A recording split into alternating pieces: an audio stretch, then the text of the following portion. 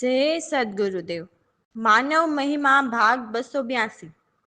હે માનવ, ખાસ યાદ રાખવું કે મનુષ્ય દેહ મળ્યો છે તો આપણે આત્માનું ઘર વિદેહી પરમાત્માને પામવા મળ્યો છે.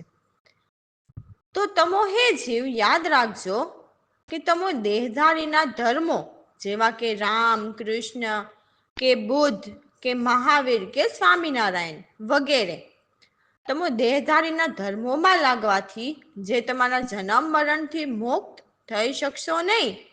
કારણ કે જો તમારે તમારા નિજ આત્મ કલ્યાણ કરવું હોય અને 84 લાખ યોનિમાં જન્મ મરણમાં જવું ન હોય તો વિદેહી પરમાત્માને કોઈ તેનો અનુભવી મળશે તો તે પરમાત્માના દર્શન કરાવીને પિંડ પરખાવશે. તો તે 84 લાખ યોનિમાંથી જન્મ મરણમાંથી છોડાવશે. બાકી દેહધારીના પુસ્તકો વાંચવાથી કે દેહધારી દેવોની કથા વાર્તા સાંભળવાથી કે દેહધારી દેવોને ભજવાથી તમારી 84 લાખ યોનિમાંથી જન્મ મરણ નહીં મટે. વિચારો, જે અવતારી દેહધારી જ આ ભેદુ પુરુષ પરમાત્માનો ભેદ જાણતા નથી તો આ ભેદુ પુરુષ પરમાત્માને આપણને કેમ બતાવી શકે? એટલે હે માનવ, જે જીવને જન્મ મરણમાંથી મુક્ત થવું હોય તો વિદેહી પરમાત્માને નેણે નિરખાવનાર દેવનકા દેવ સદગુરુદેવ જે એક પરમાત્માને નિરખાવી પિંડ પરખાવશે તો જ હે જીવ તું જન્મ મરણમાંથી મુક્ત થઈશ. કારણ કે સદગુરુ જ્ઞાની દેવોના પણ દેવ હોય છે એટલે તે દેવોના ઘરના પણ દર્શન કરાવે છે. બાકી દેવોને ભજવા જે સીધા પિંડમાં ભજાવે છે તેવા કોઈ દેવનકા દેવ કેવડાવતા હોય અને પિંડમાં સીધા ગોતવા મોકલનાર ક્યારેય સમજવું નહીં કે આપણને મુક્તિ અપાવશે અને લખ 84 છોડાવશે. આવા ગુરુઓ તો પોતે નર્ક જાય છે અને જીવને 84 લાખ યોની ભોગવવી પડે છે. માટે હે માનવ, 84માં રાખનારને તો તમારે છોડવા જ પડશે. કારણ કે આવા દેહધારીની ભક્તિ તો તમોને લોભ લાલચવાળી ભક્તિ સુખી થવાની હોય છે. એટલે વિચારજો, આ 3 લોક તે સુખસાગર છે જ નહીં. એટલે હે માનવ, સત્ય ભક્તિ કરીને આ 3 લોકમાંથી જન્મ મરણ બંધ કરો. લોભી લાલચી ભક્તિથી ચેતો. મનન કરો રામ ભરોસે. તો અમારા સદગુરુ એમની વાણીમાં કહે છે કે આપણા સાચા રૂપ શું છે તે અજ્ઞાની જીવ લખે નહીં. એટલે તે અભિમાનના કારણે પોતાના અસલી રૂપ જાણી શકે નહીં અને ભવની જળધારામાં વહે છે.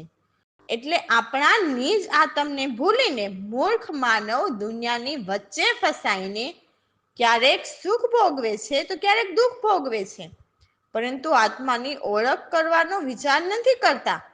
જન્મો જન્મ મહાદુઃખ ભોગવે એટલે આવાગમન ફરી આવે.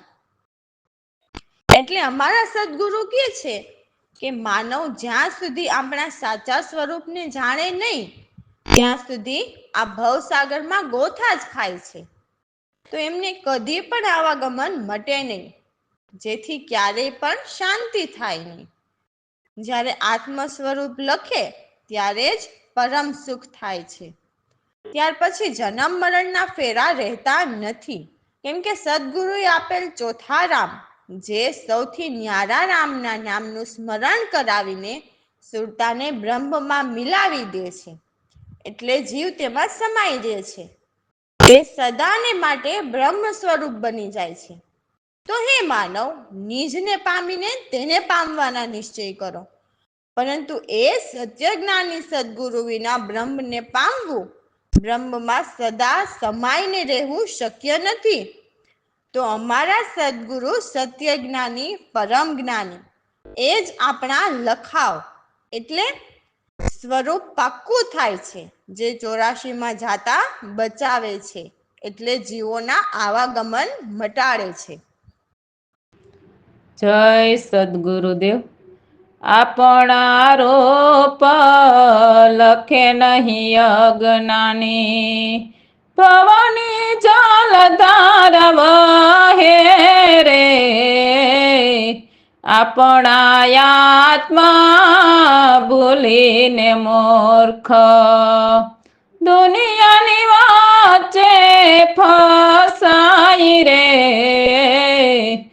જન્મો જન્મ મહાદુઃખ ભોગવે આવાગમન ફરી આવે રે આપણા રૂપ લખે નહીં અજ્ઞાની આપણા સ્વરૂપ જાણે નહીં જ્યાં લગી ત્યાં લગી ગોથા ખાય રે આવાગમન મટે નહીં કદી શાંતિ ક્યારે ન પામે રે આપણા રૂપ લખે નહીં અજ્ઞાની પવની જલધાર વહે રે આત્મ સ્વરૂપ લખે રે જ્યારે ત્યારે જ પરમ સુખ થાય રે જન્મ મરણ ફરી નહીં રે આવે બ્રહ્મની વાચે સમાય રે આપણા રૂપ લખે નહીં અજ્ઞાની પવની જલધાર વહે રે તે બ્રહ્મ તત્વ સ્વરૂપ સદાઈ કર નિશ્ચય નિજ પામી રે પ્રવેણામ લખ સ્વરૂપ આપણા આવાગમન મટાડે રે આપણા રૂપ લખે નહીં અજ્ઞાની પવની જલધાર વહે રે આપણા રૂપ લખે નહીં અજ્ઞાની. તો અમારા સદગુરુની વાણીમાં કહે છે કે સત્સંગમાં આવીને જ્ઞાન ગુણ લઈએ એટલે પરમાત્માના ગુણ લઈએ. તો પરમાત્માના ગુણ કયા? તો અમારા સદગુરુ કહે છે કે અકર્તા ભાવ, હું અને મારું નહીં એવા ભાવ રાખવા, એવા ગુણ લેવાની વાત કરી છે. તો સદગુરુ શરણે તન મન ધન અર્પણ કરીને પ્રેમ રસ પ્યાલા પીવો એટલે પરમાત્માના જ્ઞાન ગુણ જાણીને આનંદથી રહો. તો હે માનવ, સદગુરુના શબ્દ સાંભળીને સદગુરુના જ બોલ બોલો. સદગુરુના બોલ હૃદયમાં ધરી રાખો. શબ્દને સુરત મિલાવીને હરદમ પરમાત્માના અથવા તો પરમાર્થના માર્ગ પર ચડવાનું કહે છે, જેથી હર દિન દુગનો પ્રેમ વધે, જેથી પ્રભુ સાથે હેત લગાવીએ. કેમ કે સદા પ્રભુ સાથે પ્રેમમાં લાગી રહીએ તો 84ના ફંદા મટે અને ફરી આ ભવધારમાં વહેતા ન આવીએ. એટલે અમારા સદગુરુ ખાસ કહે છે કે આદિ અંત એટલે શરૂઆતથી અંત સુધી સદગુરુએ આપેલ રામ નામની ટેક નિભાવીએ, જેથી મુક્ત પદ પામીએ, જેમ અમારા સદગુરુ પામ્યા. જય સદગુરુદેવ. સત્સંગમાં આવીને રે જ્ઞાન ગુણ લઈએ, પિયો પ્રેમ રસાલા રે તન મન ધન દઈને, સાંભળ સદગુરુના બોલ હૃદયમાં ધરીએ, શબ્દમાં સુરત મિલાવી રે હરદમ ને ત્યાં ચડીએ. સત્સંગમાં આવીને રે જ્ઞાન ગુણ લઈએ, દિન દિન દુગનો પ્રેમ હરિ સાથે લગાવીએ, કાપે 84 ના ફંદ બહુધાર નહીં જોઈએ. સત્સંગમાં આવીને રે જ્ઞાન ગુણ લઈએ. આદિ અંત સુધી ટેકો રે નામને નિભાવીએ રે. પ્રવીણ રામ કોઈ સંતો રે મુક્તિ પદ પામીએ. સત્સંગમાં આવીને રે જ્ઞાન ગુણ લઈએ. રામ ભરોસે. તો અમે અમારા સદગુરુ કૃપાથી અટલ અગમ ઘર એટલે પરમાત્માના ઘરની ખબર કરી, જ્યાં અમારા સદગુરુ જેવા કોઈક પરમહંસ એ પદ પામ્યા છે. તે ઘર અમે પણ અમારા સદગુરુ થકી પામ્યા. તો તે અચલ ઘર અગમ આદિ એટલે બહુ જૂના છે. તે દેશમાં અમારા સદગુરુ હંસાએ ઘર વસાવ્યા. તો જે ત્યાં ગયા તે ફરીને આ ત્રણેય લોકના તાપ સહેવા પાછા નથી આવ્યા, કેમ કે ત્યાં તે હંસોના દેશ છે. તો ત્યાં સ્થિર સ્થપાઈ ગયા. જો આવે તો જીવ ચેતાચેત એટલે જીવ આવે તો પણ ચેતાચેત એટલે ચેતન રૂપે અકર્તા ભાવે આ જગતમાં કોઈ સાથે લેવા દેવા નહીં એમ મોહ રહિત અકર્તા ભાવે તેની સુરતમાં રહીને રામ નામનું સ્મરણ કરતા રહે છે. એટલે આ નાશવંત વસ્તુઓથી ચેતીને રહે છે.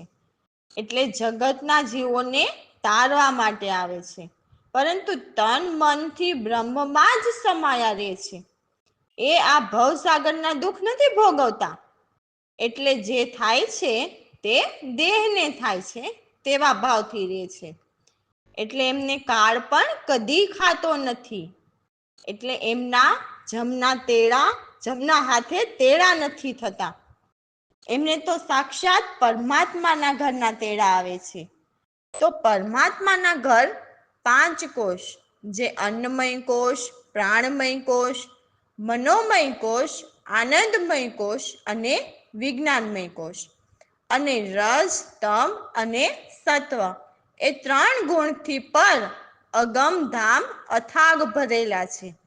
તો ત્યાં સત્યજ્ઞાની સદગુરુ વિના કોઈ પહોંચી શકે નહીં એમ શ્રુતિ સંતો પણ ગાય છે. એટલે પરમાત્માના પણ ગુણ ગાય છે. તો અમારા સદગુરુએ અમારા કર્મ કપાવીને બ્રહ્મગ્નિમાં પાપને હોમાવીને સતની ડોર પકડાવી એટલે સત્ય માર્ગ પર ચાલતા શીખવ્યું. અમારા સદગુરુ દિલથી સાચા પ્રેમ પુરુષાર્થ કરીને સાચામાં સાચાને મિલાવ્યા. તો અમારા સદગુરુએ અમને અવિનાશી અગમધામ બતાવ્યા. તો સદગુરુના પટ્ટ શિષ્ય એમાં ઉલટ સમાયા.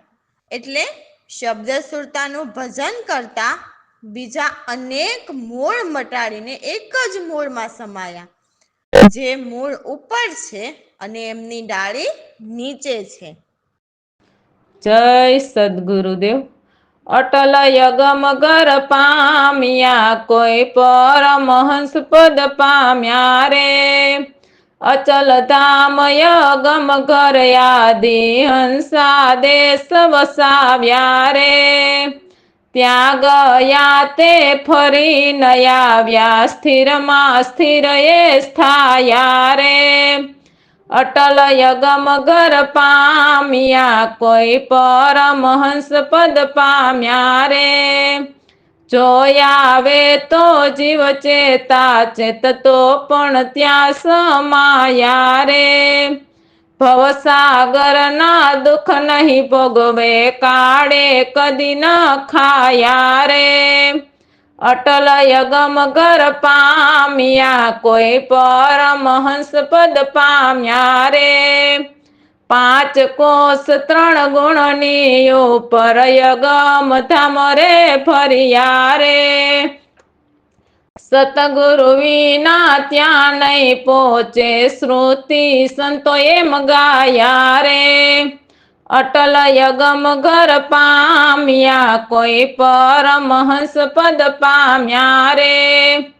કરો કૃપા ગુરુ કર્મ કાપી, કરી સતની ડોર પકડાવ્યા રે. પ્રેમ પુરુષાર્થ દિલથી કરી, સાચા સાચામાં સાચા મિલાવ્યા રે. અટલ યગમ ઘર પામ્યા, કોઈ પરમહંસ પદ પામ્યા રે. સતગુરુ પ્રવીણામય વિનાશી, અગમ ધામ બતાવ્યા રે. દાસલાલ સંત ઉલટ સમાયા, બીજા મૂળ મટાડ્યા રે. અટલ યગમ ઘર પામ્યા, કોઈ પરમહંસ પદ પામ્યા રે. એટલે અમારા સદગુરુ કહે છે કે હે દાસ, પરમ જ્ઞાન વિના ક્યારેય આપણા નિજનું કલ્યાણ નથી હોતું. જેમ અમારા સદગુરુ કહે છે તેમ સર્વ સંતો પણ એમ કહે છે. તો બહુ જ અતિ પુણ્યથી મનુષ્ય દેહ મળે છે. તો તે પણ આપણે માનવ થઈને પૂરા 5 તત્વનો દેહ મળ્યો હોય, અને જો પરમાત્માના જ્ઞાન જાણ્યા વિના વ્યર્થ ગુમાવીને સારો માનવ અવતાર ખોઈ બેસીએ. માનવ એ નથી જાણતો કે 84 લાખ અવતારમાં માત્ર 4 લાખ પિંડ જ ખાણીમાં ફક્ત 2 જ લાખ મનુષ્ય અવતારના છે. બાકી 2 લાખ અવતાર તો કૂતરા, બિલાડા, ભૂંડ કે અનેક પશુ પ્રાણીઓના છે. તો જ્ઞાન જાણ્યા વિના જીવ ફરી પડે 84ની ખાણીમાં. ભલે ને પછી તમે જપ તપ યોગ બહુ જ કરો, કોઈ સંજોગે 84ના લાખ ફેરા મટે નહીં. ભલે ને તમે કોટી કલ્પના કલ્પાત કરો, જ્યાં સ્વપ્ને શિર કોઈ છેદે. એટલે આ સપના જેવા સંસારને કોઈ છેદે, એટલે એમાંથી બહાર નીકળીને પરમ ભક્તિમાં લાગે, તેને જન્મ મરણના ભય દૂર થાય. એટલે અમારા સદગુરુ કહે છે કે બ્રહ્મ નિંદ્રામાંથી જાગ્યા વિના ભય દૂર થાય નહીં. આ પ્રત્યક્ષ પ્રમાણ છે. અમારા સદગુરુ નિશ્ચયથી કહે છે કે તમે નિશ્ચય કરીને સત્ય જાણો, જ્ઞાનના સાધન ઓરમાં આણો, ત્યારે બ્રહ્મ જ્ઞાન થાય. રામ ભરોસે. જય સદગુરુદેવ. જ્ઞાન વિજ્ઞાન હો કલ્યાણ, ગાય સર્વ સાધુ સંતો, બહુ પુણ્યથી મનુષ્ય દેહ પામી. જ્ઞાન વિના વ્યર્થ કોઈ બેસી, ફરી પડે 84ની ખાણી. જ્ઞાન વિના ન કલ્યાણ. જપ તપ યોગ કરી બહુ ચરે, મટે નહીં લાખ 84 ફેરા. કોટી કલ્પના કલ્પતા, જ્ઞાન વિના ન કલ્યાણ. જ્યાં સ્વપ્ને શિર સે દેખોઈ, જગ્યા વિના ભઈ દૂર ન થાય. આ પ્રત્યક્ષ પ્રમાણ, જ્ઞાન વિના ન કલ્યાણ. પ્રવીણ રામ કહે નિશ્ચય કરી જાણો, જ્ઞાનના સાધન યુરમાયાણો, ત્યારે થાય બ્રહ્મ જ્ઞાન. જ્ઞાન વિના ન કલ્યાણ. રામ ભરોસે.